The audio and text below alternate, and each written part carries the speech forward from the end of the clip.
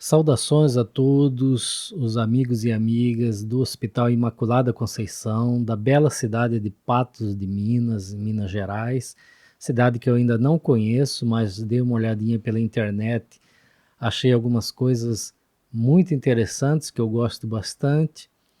Uma delas é a natureza aí nessa foto e espero um dia passar por aí para conhecer a cidade, conhecer vocês pessoalmente. Mas por enquanto vamos ficando aqui no virtual.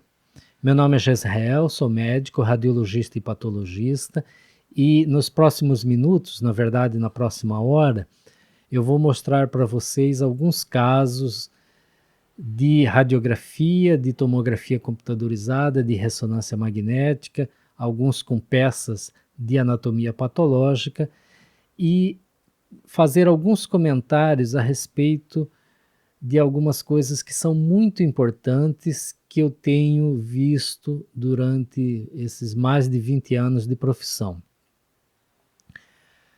Coisas como indicação clínica, coisas como informações clínicas, como história do paciente, como exames anteriores, como técnicas adequadas, como técnicas otimizadas e como tudo isso pode impactar aí na solução dos problemas e nos diagnósticos, nos tratamentos, no final das contas, como isso pode ajudar a vida dos pacientes, ok?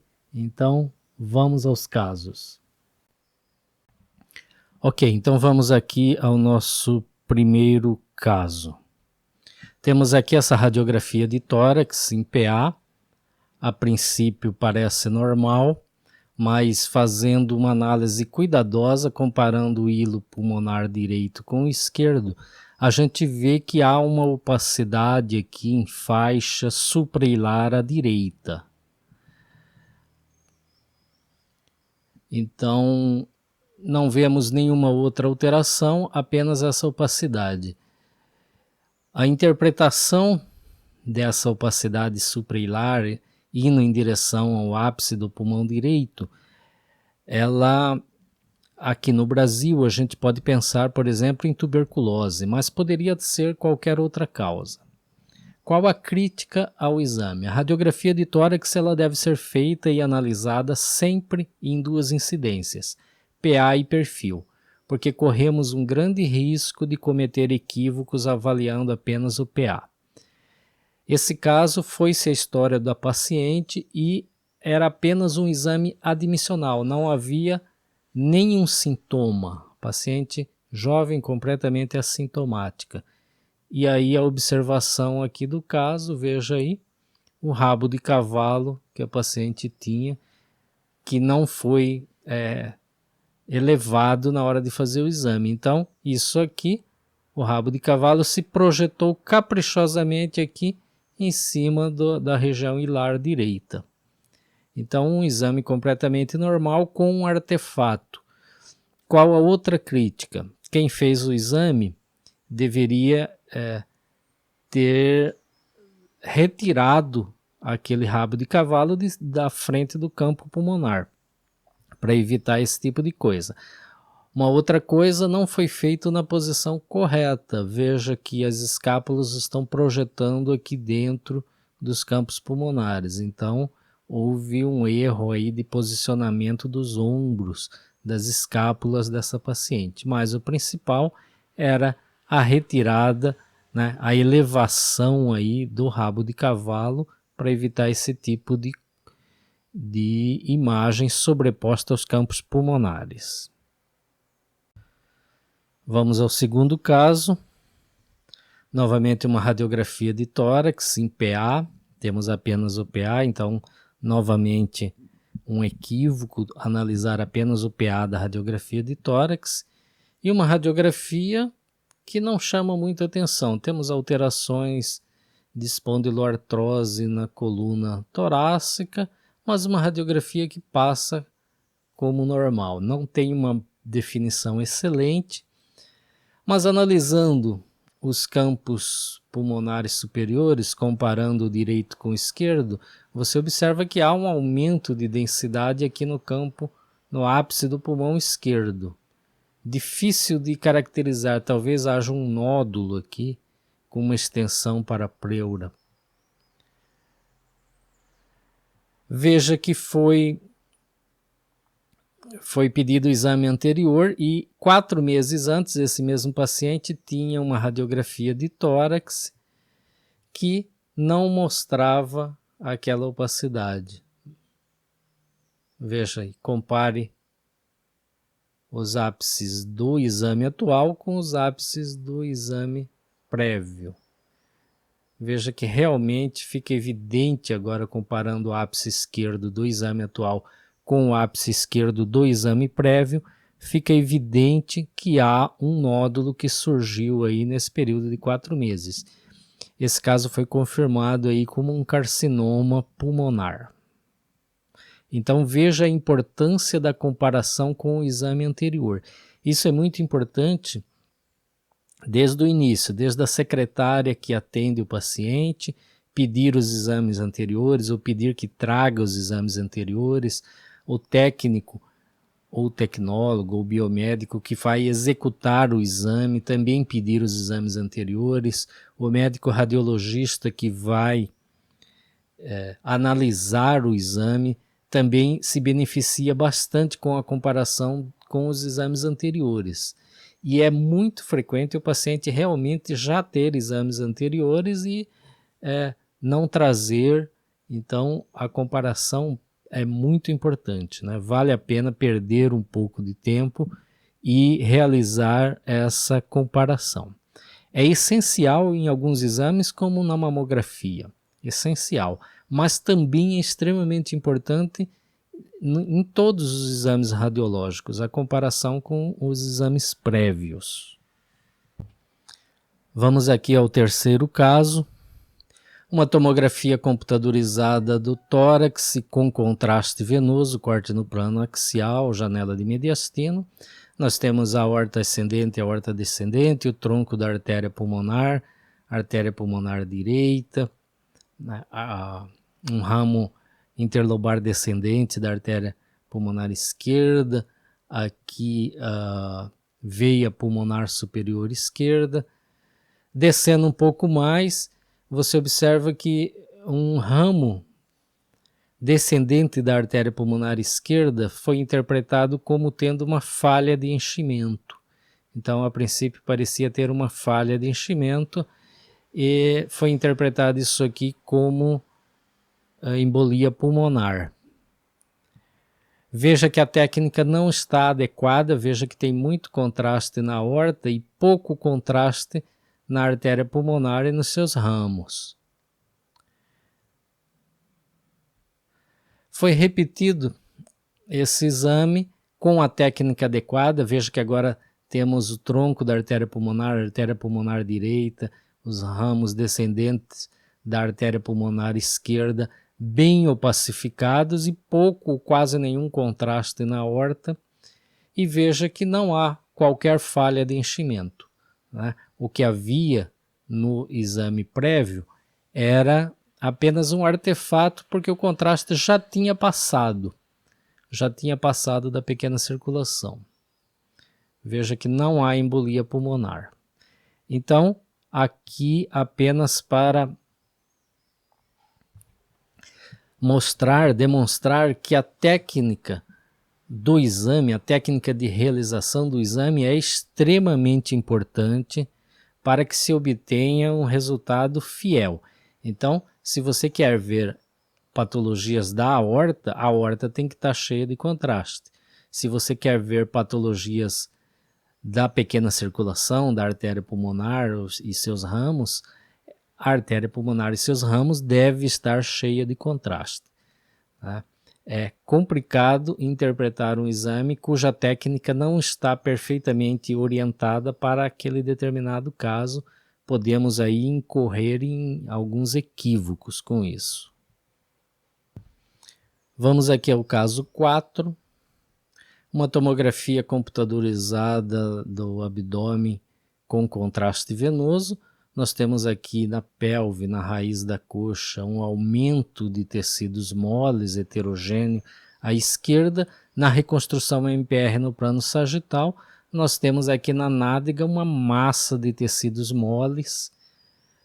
Veja que o contraste ficou fraco, né? Tem pouco contraste nesse exame. Então, uma massa de tecidos moles na região glútea.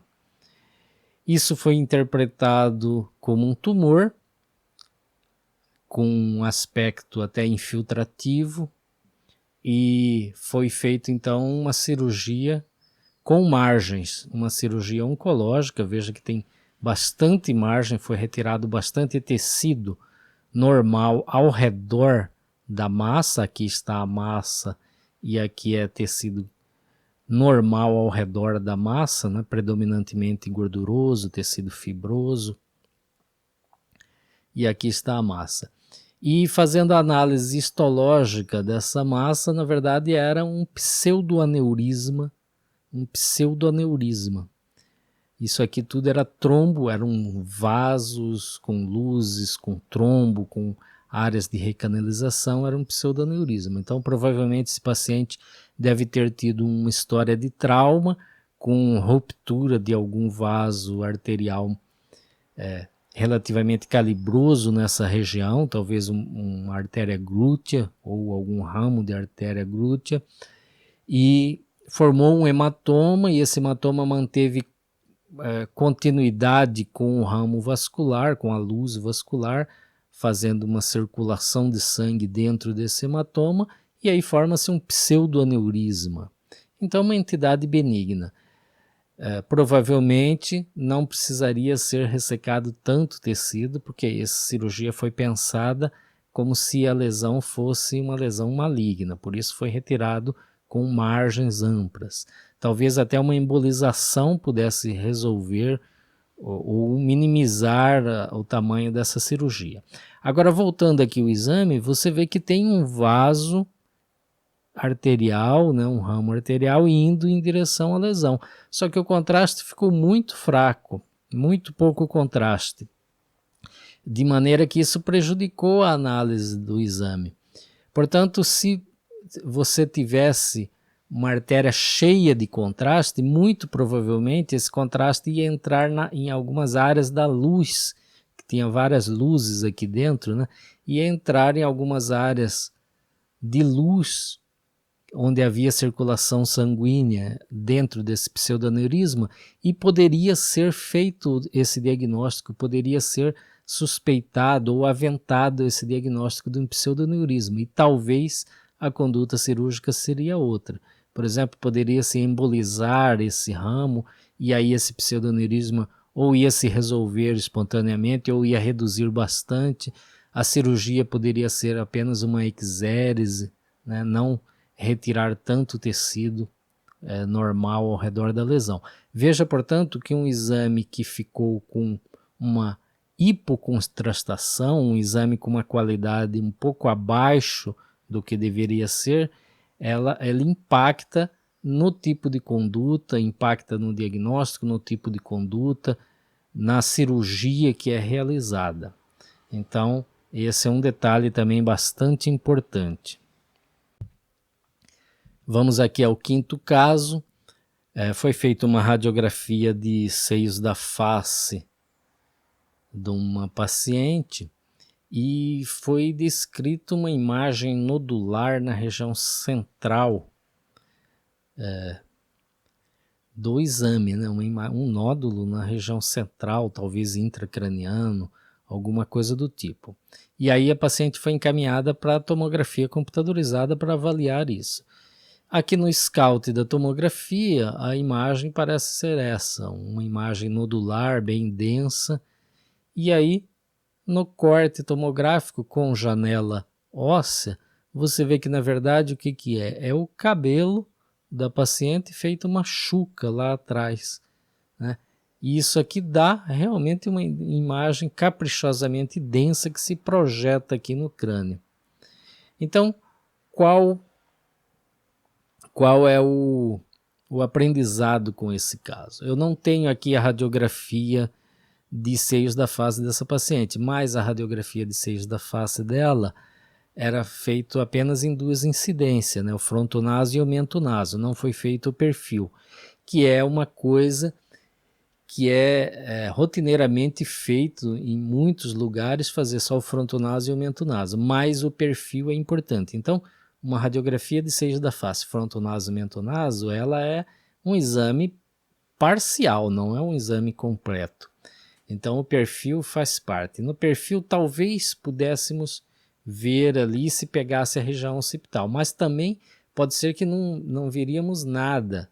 E aí já o fato de não ver nada já justificaria examinar a paciente ou fazer um perfil do crânio para ver aonde que se projetava aquela imagem nodular grande. Uma outra coisa a ser comentada é que quem realizou o exame deveria se atentar para a presença da chuca no cabelo e deveria saber que esse tipo de amarração no cabelo, ele se projeta como uma imagem nodular quando você faz um raio-x de seios da face, um raio-x de crânio. Então deveria ter sido desfeito esse amarrio, desfeita essa chuca para se realizar o exame. Não haveria então o estresse de encontrar um pseudonódulo, né? O estresse de ter que fazer uma tomografia computadorizada, que na verdade não teve utilidade alguma, né? Isso poderia ser evitado com esse simples cuidado na hora de realização do exame. Vamos aqui ao nosso caso 6, uma radiografia simples aí de dedos. Então foi feito AP, foi feito uma ubrícula. Veja que essa ubrícula não está muito adequada, mas a princípio tem uma ilhota óssea aqui na falange proximal do segundo dedo, que é uma variação anatômica, não é uma patologia e nenhuma outra alteração. Logicamente que esse paciente tinha história de trauma no dedo, jogando vôlei, o dedo foi para trás, né? E então foi pedido para complementar esse exame com um perfil do dedo que ele sentia dor e a localização exata da região da dor. E aí foi realizado o perfil do dedo e veja aí a fratura, né? Fratura avulsão aí da base da falange média da região palmar. É uma fratura avulsão aqui, muito nítida. Então, o comentário a ser feito aí é valorizar a história do paciente, principalmente para quem estiver fazendo o exame, porque a maioria das vezes, infelizmente, no pedido médico não vem descrita a história do paciente, ou quando vem é uma história muito sumária, não tem os dados suficientes. Então, quem vai realizar o exame, quem vai executar o exame, está ali em contato direto com o paciente, deve colher rapidamente a história, qual o motivo do paciente estar fazendo o exame, e escrever e anotar. E, por exemplo, nesse caso, uma história muito típica, poderia facilmente já realizar o perfil do dedo, mesmo que no pedido não tivesse pedindo o perfil do dedo, né? Então já resolveria a questão. Vamos aqui ao nosso caso 7, uma ressonância magnética de crânio, paciente com cefaleia crônica. Veja o axial T1 aqui bem na base, aqui no terço médio na porção mais superior. Veja que o técnico que realizou o exame, bastante experiente, quando ele viu essas imagens, ele já percebeu que os ventrículos laterais estavam dilatados, portanto havia uma hidrocefalia. O terceiro ventrículo estava dilatado e o quarto ventrículo estava normal. Então ele já sabia que é uma hidrocefalia supratentorial e ele também já sabia que a maior causa de hidrocefalia supratentorial são as estenoses na região do aqueduto de Sylvius, do aqueduto mesencefálico, que é a comunicação do terceiro para o quarto ventrículo. Então ele já acrescentou uma sequência sagital T2 volumétrica no plano mediano, que mostra perfeitamente um ventrículo lateral, mostra perfeitamente o terceiro ventrículo, o quarto ventrículo, o aqueduto mesencefálico e a membrana causando estenose no aqueduto mesencefálico, que é a causa da hidrocefalia supratentorial nesse paciente. Veja que essa sequência não é uma sequência da rotina, normalmente não se faz essa sequência. Mas o técnico, conhecendo a patologia e a fisiopatologia, já identificou durante o exame e já tomou a iniciativa de fazer a sequência correta para demonstrar exatamente aí se havia alguma obstrução no nível do aqueduto mesencefálico, do aqueduto de Sylvius, e encontrou a patologia.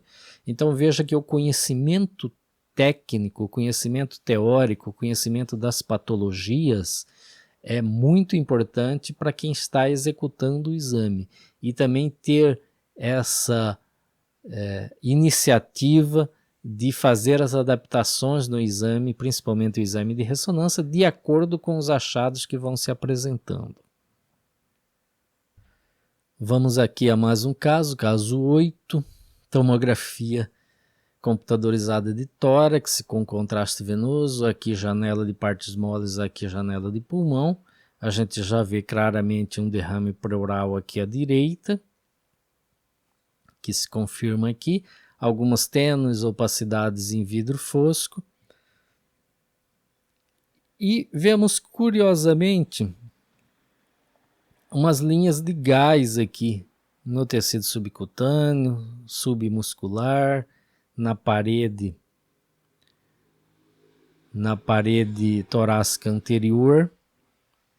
Então o técnico, também bastante experiente, com bastante conhecimento, já sabia que era um caso de trauma, né? Tem até inclusive uma escoriação ali na pele, na região do tórax.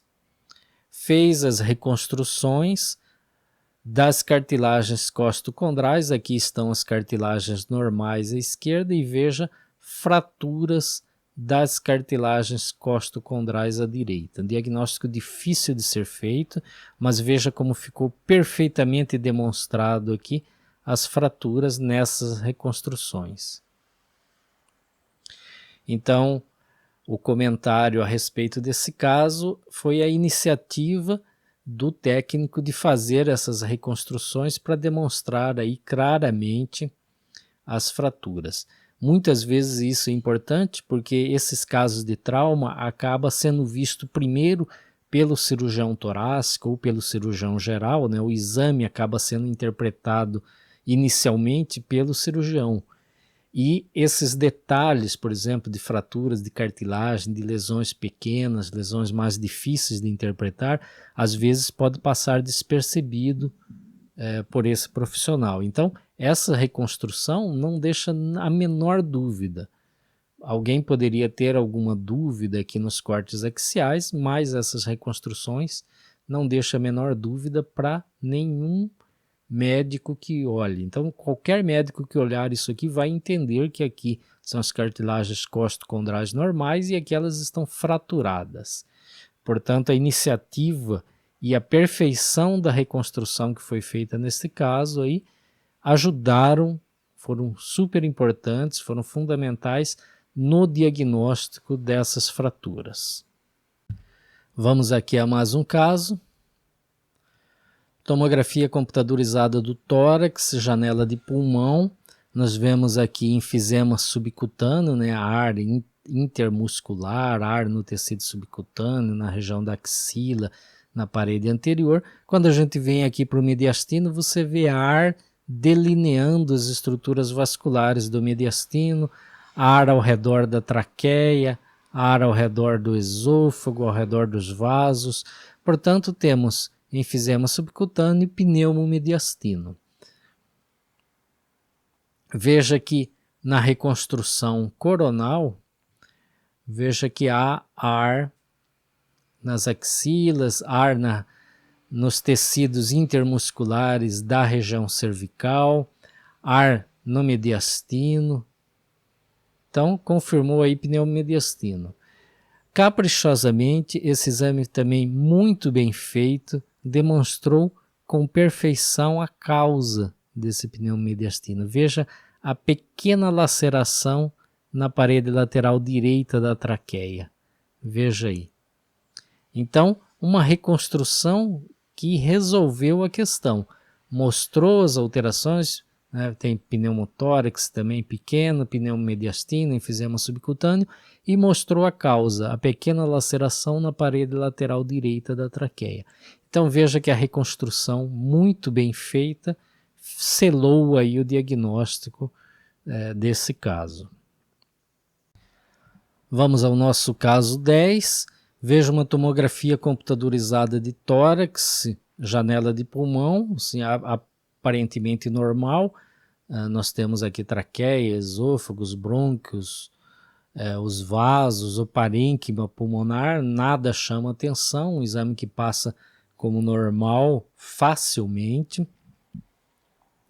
E aí quem realizou o exame colheu a história do paciente. O paciente tinha história de chiado no peito, né? Dispneia, chiado no peito.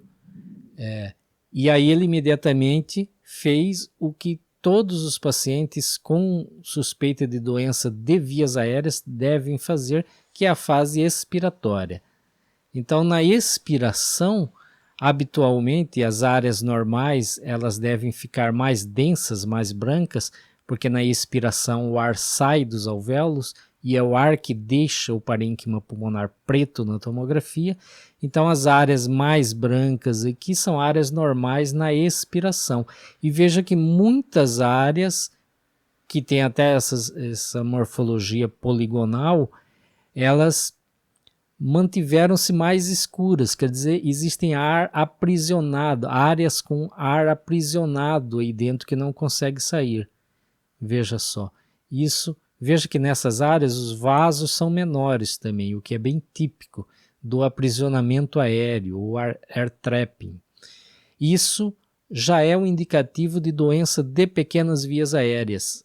Às vezes é a única alteração que a gente identifica. Então, pacientes com bronquiolites, pacientes com asma, pacientes com qualquer doença de vias aéreas, principalmente das pequenas vias aéreas, pode se apresentar assim, na fase inspiratória, que é a rotina, que é o habitual de se fazer, um exame normal, e na fase expiratória, demonstrando aí o aprisionamento aéreo, o air trapping. Então, é muito importante colher a história do paciente e conhecer os protocolos para cada situação, né? Paciente asmático com suspeita de bronquiolite, com fibrose cística ou com bronquiectasias, ou paciente que tenha chiado no peito, ele deve fazer a fase expiratória justamente para detectar isso aqui. Logicamente que se não fosse feito, não ajudaria no diagnóstico. Aqui foi feito, então já ajudou a orientar o pneumologista ou clínico para a pesquisa das doenças das pequenas vias aéreas. Veja aqui a comparação, né? Fase inspiratória, a fase expiratória e as áreas de aprisionamento aéreo ou air trapping. Vamos ao nosso caso 11. Veja aqui uma foto da literatura, tomografia computadorizada do tórax. Então, no finalzinho do tórax, né, aqui pulmão, aqui já está conteúdo abdominal, né, já é o baço, aqui a aorta, e esse nódulo calcificado, uma calcificação densa em formato de pipoca, que poderia ser interpretado, por exemplo, como um granuloma calcificado ou como um amartoma. Então, poderia facilmente ser interpretado como uma lesão benigna. Mas veja que a comparação com o exame anterior, alguns meses antes, demonstra claramente que havia um pequeno nódulo calcificado e que cresceu. Portanto, isso já sugere a possibilidade de não ser uma lesão benigna. Um granuloma não cresce dessa forma, um amartoma não cresce dessa forma em alguns meses. E aí, fazendo a revisão da história, indo atrás da história clínica desse paciente, esse paciente havia sido operado de um osteosarcoma. E isso aqui, portanto, é uma metástase de osteosarcoma. Osteosarcoma osteoblástico, que ele então se calcifica, né? Faz parte da histopatologia, faz parte da histologia do osteosarcoma osteoblástico se calcificar e as suas metástases também. Então, evitando-se um grave erro de considerar aqui como uma lesão benigna, e na verdade era uma lesão maligna, uma metástase de osteosarcoma. Portanto, aqui, mais uma vez enfatizando a importância de exames anteriores e da história clínica. Vamos ao caso 12. Temos essa tomografia computadorizada aqui do crânio sem contraste, janela de partes moles, uma tomografia que passaria como normal muito facilmente. Quem fez o exame observou duas coisas muito importantes, observou aqui que essa foice do cérebro está um pouco mais densa do que o habitual e observou um outro detalhe. Se a gente olhar aqui a substância branca desse lado e desse lado, veja que a substância branca termina aqui, aqui, aqui. Veja que a substância branca termina mais ou menos nesse nível. Do outro lado também a substância branca termina mais ou menos nesse nível, as digitações da substância branca. Significa o quê? Que daqui até aqui deve ser substância cinzenta. Ora, está muito espesso para ser um córtex. O córtex normalmente tem essa espessura aqui do córtex, e não essa espessura. Então, está muito espesso. Significa que provavelmente o córtex se acaba mais ou menos por aqui, e daqui até aqui é outra coisa, de um lado e do outro.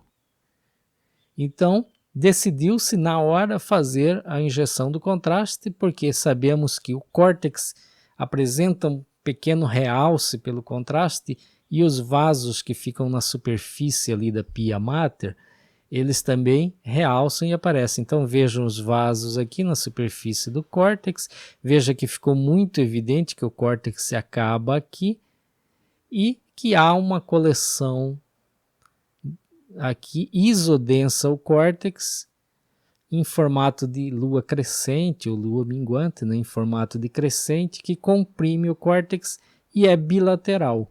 Então, hematoma subdural isodenso ou subagudo bilateral. Veja o diagnóstico aí. Veja que é bastante difícil fazer esse diagnóstico se não estivermos muito atentos. E veja que o contraste tornou isso mais fácil. Então, o comentário aqui é novamente isso. Quem estiver realizando o exame, se conhecer bem as patologias, pode se atentar a esses detalhes e otimizar o exame para que fique fácil para ser interpretado. Muito provavelmente, um radiologista faria a interpretação correta deste exame. Entretanto, é possível que algum outro médico, né, um clínico, um cirurgião, ele talvez não se atentasse aos detalhes e talvez considerasse essa tomografia como normal. Então, aqui já qualquer médico ia identificar aí as coleções subdurais lentiformes bilaterais, isodensas ao córtex. Portanto, esse conhecimento das patologias para otimizar o exame, para demonstrar melhor a patologia, é fundamental para quem está realizando o exame. Veja aqui a comparação do sem contraste para o com contraste. Vamos ao caso 13. Ressonância magnética da coluna cervical, sequência ponderada em T2, corte sagital no plano mediano. E quem estava realizando o exame conhecia a patologia, uma patologia bastante rara aqui no nosso meio, mas bastante frequente nos asiáticos. E de vez em quando a gente encontra essa patologia e às vezes a gente vê só, infelizmente, já a sequela dela.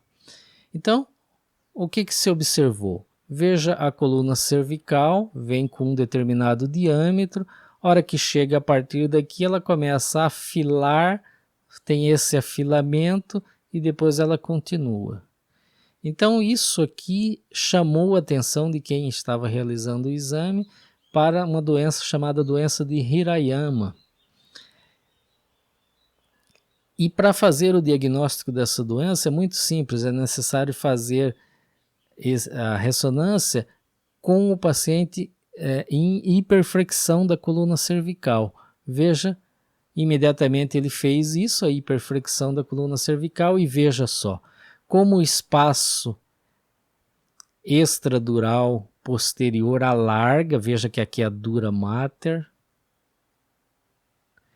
aqui é ligamento amarelo, e o espaço extradural posterior alarga, aparece esses vasos, ficam congestos, né? Essas estruturas pretas aqui são vasos, eles ficam congestos, aumentam de calibre. Veja que já havia um leve aumento do espaço epidural posterior, mas é bem leve, coincidindo com essa região do afilamento da medula. Aqui ficou muito evidente, essa é uma manifestação típica da doença de Hirayama, e veja que você vê claramente que no nível que a medula está afilada, há uma compressão da medula entre a dura mater e a região anterior, né, o muro anterior da coluna vertebral aqui. Então é exatamente isso que é a doença de Hirayama. O que é a doença de Hirayama? É uma doença transitória que acontece durante o estirão de crescimento, porque as estruturas ósseas crescem mais rápido, numa velocidade maior, né, crescem mais rápido do que as estruturas nervosas. Então, a medula espinhal ela fica meio que estirada durante esse período de estirão de crescimento em algumas pessoas. Ela fica um pouco estirada. Então, quando o paciente faz a flexão cervical e a flexão do tronco, esse estiramento da medula ela não tem a elasticidade, tanto a medula quanto a dura mater, né, que estão crescendo mais lentamente do que as estruturas ósseas, elas ficam estiradas, então elas não têm a folga para se adaptar. E aí, o que acontece? A dura mater estirada acaba comprimindo a medula contra a coluna. E a gente sabe que aqui na porção anterior da medula passa a artéria espinhal anterior, que é uma artéria muito importante para a nutrição aí da medula espinhal. Então essa compressão pode ocasionalmente comprimir a artéria espinhal anterior e levar à isquemia do H medular, e isso pode levar a sequelas nos membros superiores. Então essa doença é uma doença transitória, né? Depois que acaba o estirão do crescimento, a dura mater no saco dural cresce um pouco mais e atinge o seu tamanho ideal, né? As estruturas ósseas param de crescer e tudo se equilibra, tudo se normaliza. Essa doença, na verdade, é um desequilíbrio entre o crescimento ósseo e o crescimento da dura mater e da medula espinhal. Então, se é feito o diagnóstico precocemente, simples alterações, simples remanejamentos posturais aí desse paciente podem impedir que haja qualquer sequela, e depois que passa o estirão de crescimento, a doença está curada, está resolvida. Então, um diagnóstico difícil de se fazer, mas fazendo a manobra adequada, está aí demonstrado o diagnóstico. Então, é extremamente importante o comentário aqui, é você conhecer as patologias, saber as técnicas de exame necessárias para fazer o diagnóstico da patologia, identificar durante o exame identificar os sinais que apontam para determinada patologia e otimizar o exame para fazer o diagnóstico ou para afastar o diagnóstico dessas determinadas patologias. Então, isso é bastante importante. Vamos ao caso 14. Nós temos essa tomografia computadorizada do tórax, aqui janela de pulmão, e a gente vê claramente aqui à direita o brônquio principal direito e aqui à esquerda o brônquio principal esquerdo e um nódulo dentro do brônquio, uma lesão intrabrônquica. Veja que as reconstruções ficaram perfeitas, veja a traqueia, brônquio principal direito e esquerdo e o nódulo dentro do brônquio. Aqui a reconstrução sagital. Então essas reconstruções deram uma visualização perfeita para o cirurgião torácico. E aí foi feita a cirurgia, aqui está o nódulo dentro do brônquio. Lógico que ele retirou uma parte aqui que era a margem, né? Então por isso tem esse corte aqui. Ele retirou separadamente a margem do brônquio para ser examinado, para ver se não havia comprometimento da margem, e não havia nesse caso. Veja então, aqui na janela de mediastino, e esse era um tumor carcinoide, um tumor que muito frequentemente causa esses nódulos, essas massas que iniciam dentro do brônquio, né? Então veja que o diagnóstico e o planejamento da cirurgia ficou perfeito e bate perfeitamente com o que se encontra na peça anatomopatológica. Um exame bem feito, então ajudando muito aí no diagnóstico e no planejamento cirúrgico. Vamos ao 15º caso, uma ressonância magnética da coxa.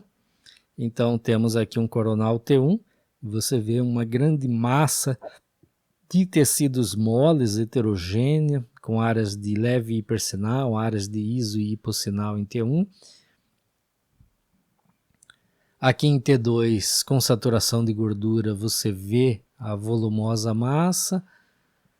E aqui em T1 FET7 com gadoline, você vê áreas de intenso realce, áreas de necrose que não realçaram.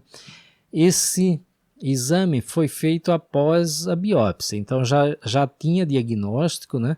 Era um sarcoma pleomórfico indiferenciado, né? Um tumor maligno de alto grau histológico, bastante agressivo. Então, aqui o exame, o corte no plano axial, né? T1 FET7 com saturação de gordura, veja o realce, as áreas de necrose. O que o cirurgião queria ver com esse exame?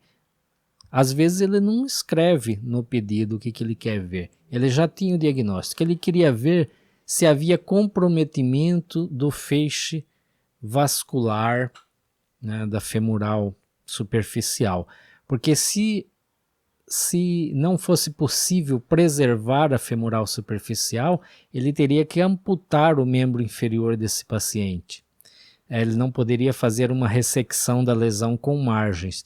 E veja que o exame demonstrou claramente aqui a artéria femoral superficial, uma margem de tecido normal entre ela e o tumor. Veja aqui nessa reconstrução a artéria, veja que há tecido normal, uma margem de tecido normal entre o tumor e a artéria femoral superficial. Portanto, é possível ele fazer uma ressecção do tumor com margens sem comprometer a vascularização do membro. E aí ele consegue preservar o membro desse paciente. Veja que um exame muito bem feito, muito bem orientado, dá a resposta ao cirurgião. E veja aqui a peça cirúrgica, né? Aqui está o tumor, né? O tumor. E olha, tecido com margens, né? Uma ampla margem de tecido normal ao redor do tumor. Então o tumor foi completamente ressecado, com margens. A chance de haver uma recidiva local desse tumor é muito pequena, porque tem ampla margem de tecido normal. E isso só foi possível porque o exame demonstrou que não havia comprometimento do feixe vasculo-nervoso aqui da femoral superficial. Então, está aí a importância do exame bem feito e de saber para que está sendo realizado o exame. Porque se você faz uma fase contrastada ou não faz uma fase angiográfica, você pode não demonstrar claramente a relação do feixe vascular com o tumor. E no pedido nem sempre vai estar escrito isso, que o objetivo do exame é demonstrar a relação dos feixes vasculares com a neoplasia. Vai estar lá, ressonância magnética da coxa.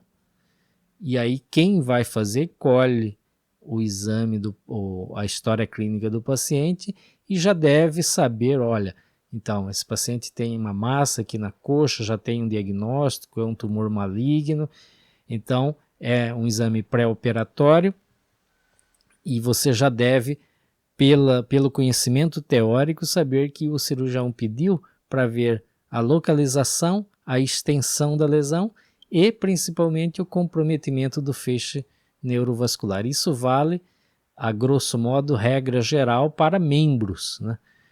Para você saber se vai amputar o membro ou se é possível retirar a lesão sem amputação do membro.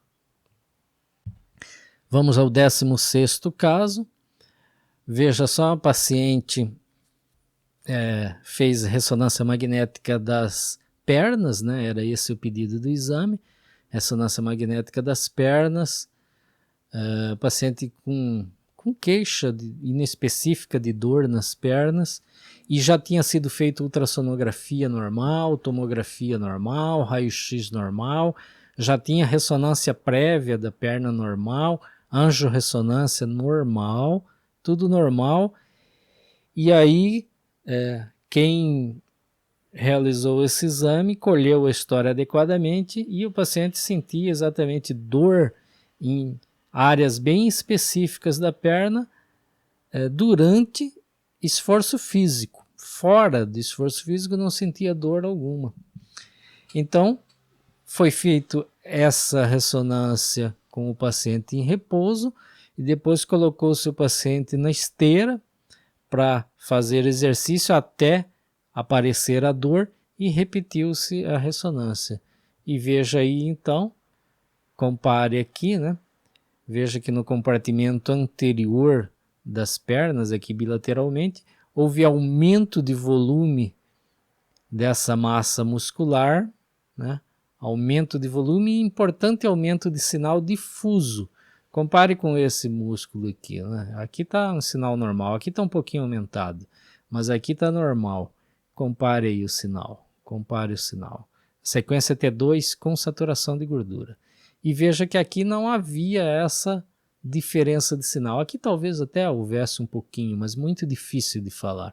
Aqui com certeza não havia diferença de sinal, aqui passou a haver diferença de sinal. Então, fazendo aí o diagnóstico da síndrome do compartimento anterior induzida por exercício, né, nas pernas desse paciente, bilateral, simétrico, está aí o diagnóstico pronto, né?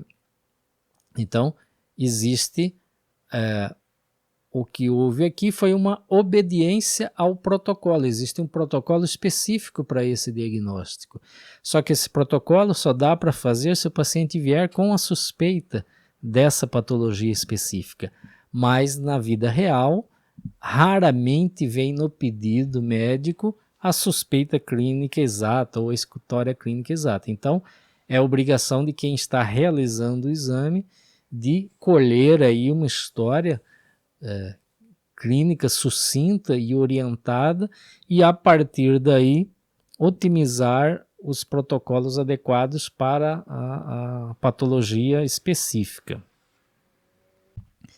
Vamos aqui ao caso 17. Temos essa ressonância magnética da pelve masculina, sequência ponderada em T2, corte no plano sagital. Aqui está o sacro e o cóccix, aqui está o pubis, né, a parede abdominal anterior.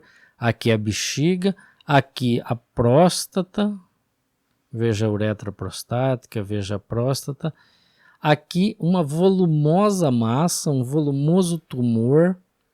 Aqui está o reto, aqui o ânus.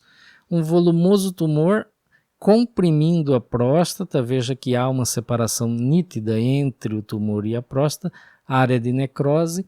E quando a gente vem aqui no reto, veja a parede posterior do reto está aqui e você não vê mais a parede anterior. Então, a suspeita é de que essa lesão tenha se originado da parede anterior do reto e crescido aqui, comprimindo a próstata. Aqui, corte no plano axial, você vê nitidamente aqui as camadas do reto, veja a camada muscular do reto, né? E veja que o tumor nasce da parede do reto, veja aqui a parede do reto normal, normal. Aqui a alça pubo-retal, né? Aqui a parede do reto normal, e aqui veja que o tumor nasceu da parede anterior do reto e cresceu para frente, e aqui está a próstata e a uretra, demonstrando claramente aí a origem no tubo digestivo, né? No caso no reto. Esse paciente foi submetido a uma exenteração pélvica, aqui está a peça cirúrgica. Veja que é muito difícil você entender essa peça cirúrgica, e para o patologista fazer os cortes e fazer as amostragens, ele precisa ter uma orientação, né? Esses fios são fios cirúrgicos que orientam face anterior, superior, posterior, inferior, etc. Mas se você comparar com a imagem, fica mais fácil de entender. Aí foi feito então um corte sagital, veja no corte sagital, veja que aqui é o reto, veja que aqui é a massa, né?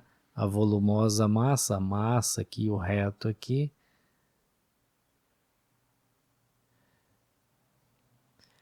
Veja que aqui é a próstata, né? A próstata. Então, e foi analisado então aqui a transição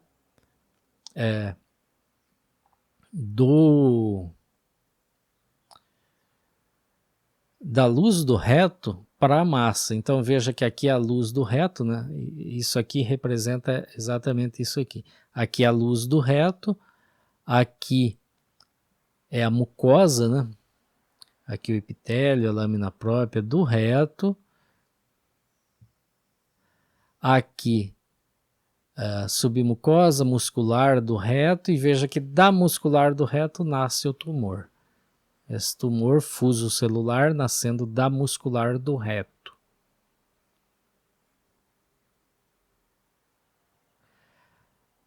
Aliás, aqui é a bexiga e aqui é a próstata.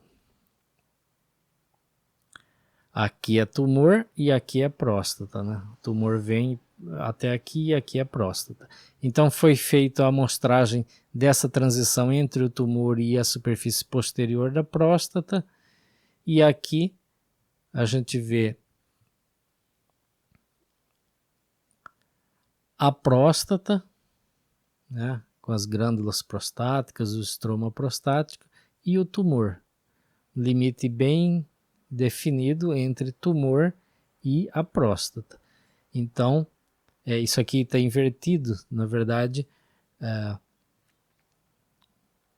o tumor está aqui, que é essa parte, e aqui está a próstata, exatamente. Veja então que é um tumor que se originou da musculatura do reto e comprimiu a próstata, um tumor fuso-celular, sabendo que se origina da musculatura ou da parede num tubo digestivo, um tumor fuso-celular, a principal hipótese é o giste. E aí, fazendo as colorações, né, o c-KIT fortemente positivo, fazendo o diagnóstico, CD34 também positivo, fazendo o diagnóstico aí de giste do reto com compressão da próstata. Então veja que o exame orientou, né, o exame de ressonância magnética orientou toda a conduta da anatomopatologia, orientou o corte da peça e orientou a pesquisa imunohistoquímica para o GIST. Veja a importância, então, de um exame bem feito e bem interpretado, um exame de imagem. Vamos ao 18º caso, uma radiografia da bacia, e você vê aqui na região do fêmur proximal essa lesão óssea, aparentemente expansiva. Veja que do outro lado também tem, né, esse colo do fêmur está todo deformado, alterado, a região intertrochanteriana também, assim como a esquerda aqui também. Então, essas alterações são típicas daí da osteocondromatose familiar, né?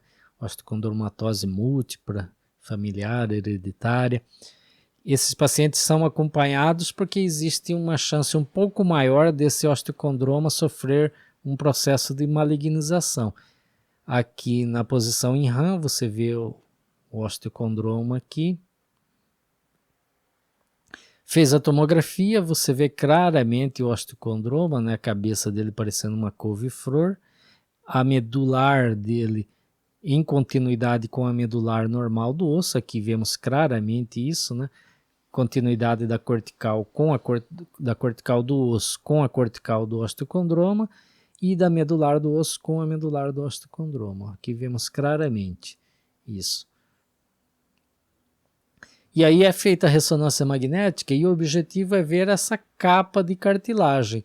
Aqui cortes no plano axial, sequência ponderada em T1, sequência ponderada em T2 com saturação de gordura e aqui T2 com saturação de gordura sagital. O objetivo dessa ressonância é avaliar essa capa de cartilagem que tem hipersinal aqui. Então, veja só essa capa de cartilagem. Por quê? Porque essa capa estando fininha, homogênea, contínua, ela é uma cartilagem benigna. E o local onde começa o processo de malignização do osteocondroma é justamente nessa capa de cartilagem. E aí ela fica mais espessa, tanto é que quando ela tem mais de 2 centímetros de espessura, já é um sinal muito sugestivo de malignização. E isso pode ser medido pela ressonância magnética. E outra coisa é quando essa cartilagem começa a destruir o osso aqui. Então havia uma suspeita de que houvesse algum processo de malignização inicial nessa região aqui, onde a cartilagem está um pouco mais espessa e parece que ela invade o osso. Aí foi feita a cirurgia, né? Aqui a cabeça do osteocondroma, veja que a cartilagem é mais branquinha e brilha, né? Aqui a estrutura óssea da medular óssea, aqui aquela área onde a cartilagem está mais espessa e parece que invade aqui a estrutura óssea, mas isso não se confirmou na histologia, né? Não havia nenhum processo de malignização, era apenas um osteocondroma mesmo. Mas eu trouxe esse caso para mostrar, às vezes os pacientes vêm para fazer a ressonância magnética de osteocondroma e a gente não sabe por que está fazendo. Então, na verdade, está fazendo por causa disso, para avaliar a cartilagem. Portanto, a gente tem que prestar bastante atenção e fazer um exame de modo que a cartilagem fique bem evidente. E essa sequência, o T2-FET7, é a sequência principal que tem que ser mais caprichada para demonstrar a cartilagem. Veja que a tomografia demonstra muito bem o osso, mas não a cartilagem. Então o comentário aqui é isso, você tem que saber para que está sendo feito o exame e otimizar a sua sequência mais importante para demonstrar aquilo que o ortopedista precisa saber para dar a melhor informação possível para o médico que está assistindo ao paciente. Caso 19, tomografia computadorizada do abdômen, sem contraste, um corte aqui da pelve, na verdade, né? Um corte no plano axial, janela de tecidos moles, e daí você vê aqui a bexiga urinária, o reto, tem uma cicatriz ali na parede abdominal anterior, e você pode ficar tentado a achar que possa até estar normal aqui conteúdo fecal no reto, mas talvez essa parede do reto esteja um pouco espessada, né? Pode haver algum processo inflamatório ou até neoplásico desse reto, talvez haja um borramento da gordura ao redor aqui, então você já fica mais cuidadoso com isso, né? Será que tem uma retite aqui? Será que era uma retocolite ulcerativa? Será que é uma neoplasia de reto? O que será que é? E aí você vai na história, esse paciente fez uma amputação abdômeno-perineal do reto há poucos dias. E isso aqui não é o reto, isso aqui é compressa que foi esquecida dentro do paciente. Dá essa imagem que se assemelha a um conteúdo fecal, muito parecido com conteúdo fecal, dá esse tipo de imagem. E processo inflamatório ao redor, obviamente. Portanto, um gossipiboma. Veja como a história clínica é importante, como a informação clínica é importante para se evitar equívocos e para ajudar o paciente. Vamos aqui ao nosso 20º caso, uma radiografia de tórax em PA. Olhando essa imagem, campos pulmonares, estruturas ósseas aparentemente normais, o que a gente tem é uma assimetria, né? Parece que falta mama aqui à esquerda. Será que foi feita uma mastectomia esquerda? Né? Aqui à direita. Será que há uma prótese aqui à direita? O que será que aconteceu?